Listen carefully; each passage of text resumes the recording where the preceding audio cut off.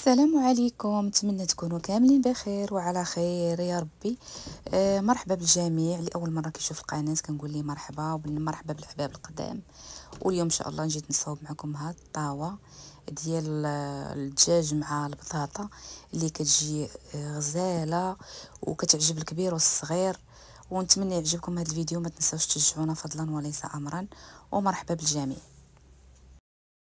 عندي الدجاج هنا، واحد الكميه ديال الدجاج اللي غادي نغسلوه مزيان ونقادو. ديروا نتوما اللي بغيتو. عندي هنا واحد جوج دروس ديال الثومه كبار، عندي واحد 3 بصيلات صغار، عندي هنا واحد المعلقه كبيره ديال الموطارد، معلقه كبيره ديال الزبده العاديه، ضامه ديال الكنور، شويه البزار. وهنا عندي الاعشاب اللي مرقداهم في الماء، كاين الزعيتره وكاين السالميه وكاين اليازير وكاين ورقه سيدنا موسى صافي، وشي حبات ديال مطيشه.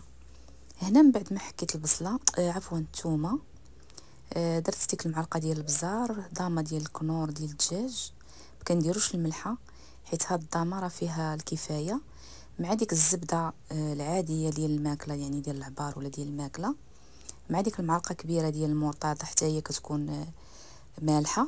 كنخلطوا هاد العناصر كامله، ومن بعد كندهنوا به الدجاج اللي كنا غسلناه وقاديناه خليناه ينشف. هنا كنقادو. المهم هنا راه عندي الدجاج ما بين الفخيضات و الفوق ديال الفخيضات، وعندي دوك الجنيوحات هما اللي درت، وصراحه كيجيو زوينين في الفران. هانتوما كتشوفوا معايا، يعني من بعد ما غندهنهم كاملين بداك الخليط اللي كيكون ثقيل، ما كنديروش فيه لا ما لا والو، لا ما لا زيت، غير ديك الزبده وديك الموطارد صافي. كندهنوه مزيان اولا كنرقدوه مزيان، نخليوه واحد شويه. بغينا نديروه، كنا مزروبين وبغينا نديروها في البلاصه، نديروه في البلاصه راه كتجي واحد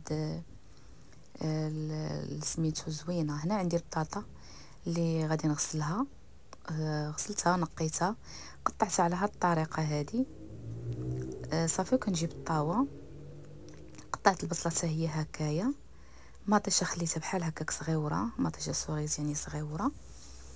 عندكم مطيشه اللي كبيره راه تقطعوها صافي. وداك الخليط اللي بقى ليا من الدجاج فغنديروا لهاد، نشرمل به هاد الخضره اللي عندي، يعني البطاطا. نتوما بغيتو ديروا خيزو معاه، بغيتو المهم الخضره اللي نتوما كتبغيوها راه ممكن ديروها، غير انا يعني الدراري تيبغيو ليا غير البطاطا صافي.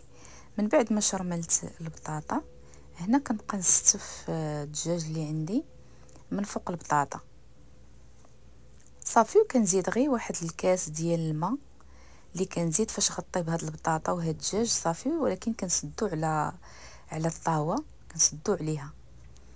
هنايا درت الاعشاب اللي كنت مرقده في الماء باش تحيد منهم ديك الغبره، وهذا اني استفتهم هنايا. وهنا كنزيد واحد نص كاس ديال الزيت الروميه، كنزيدها من الفوق صافي. وغنزيد هذاك الكاس ديال الماء على عافيه، يعني ماشي مجهده، ماشي مهم تكون بين وبين، اللي ما غاداش تزرب عليه دغيا وطيبو، وما غاداش عاود ثاني ما يطيبش دغيا تيسكر هادشي صافي. هنايا كنقاد الطاوه ديالي مزيان، وغنجيب البابي كويسون غادي نديرو من الفوق، وغندير بابي الومنيوم حتى هو هي اللي غنغطي به باش تزمط ليا الطاوه ديالي صافي. وغادي نجمعها بهذه الطريقه هذه. وعندي هنا في هذه اللحظه راه الفران راه درتو تيسخن الفوق والتحت، يعني كنشعلو عليه الفوق والتحت، والطاوه كنديروها في الطبقه التحتانيه، يعني ماشي منها للتحت، يعني بتبقى واحد 10 سنتيم مهزوزه صافي. وهذا هو الطبق ديالنا من بعد ما كيوجد كيشرب داك الماء، كيجي زوين وكيجي بنين، يعني الطاجين بطريقه عصريه وخفيفه كيجي زوين وكيبغيوه الوليدات. هاد الطاوه هذه كتعجب الوليدات بزاف. وقبل ما نقدموها كنحيدوا ليها البابي اللي مغطين به، وكنخليوه غير الفوق شويه حتى كيتحمر واحد الدجاج شي شويه، عطينا هاد اللون هذا كنهزو من ديك المريقه اللي كاينه لتحت وكنسقيو بها من الفوق. صافي على ما يتحمر لينا الدجاج صافي تنخرجوها، راه كتكون ناشفه ما فيهاش قطره ديال الماء، راه كتجي بنينه وكتجي زوينه بزاف. نتمنى يعجبكم هذا الفيديو هذا.